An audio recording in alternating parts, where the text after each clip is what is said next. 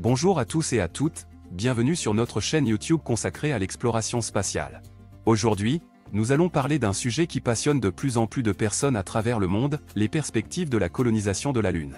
Depuis toujours, l'homme a rêvé de découvrir de nouveaux horizons et de conquérir des territoires inexplorés. Et aujourd'hui, la Lune est à portée de nos mains. Imaginez-vous pouvoir vivre sur notre satellite naturel, explorer ses cratères et ses montagnes, et peut-être un jour y établir une colonie permanente. Dans cette vidéo, nous allons examiner les différentes raisons pour lesquelles la colonisation de la Lune est envisagée, les défis technologiques à relever pour y parvenir, ainsi que les avantages et les risques liés à une telle entreprise. Vous allez découvrir l'enthousiasme des scientifiques et des entrepreneurs qui travaillent sur ce projet ambitieux, ainsi que les obstacles qu'ils doivent surmonter.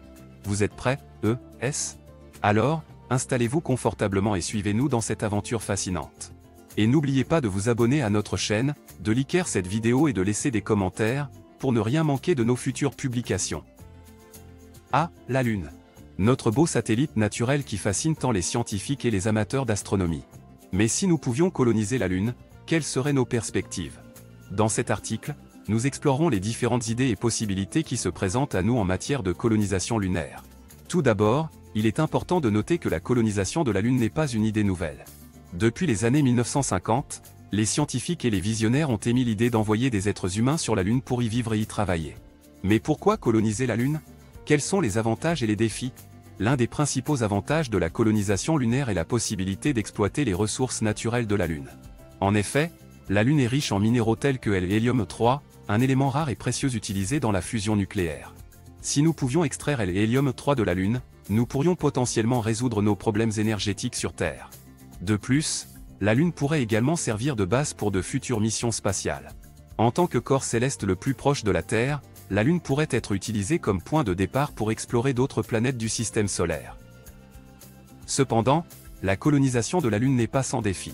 Tout d'abord, la Lune n'a pas d'atmosphère, ce qui signifie que les colons devront vivre dans des environnements pressurisés et protégés contre les rayons cosmiques et les micrométéorites.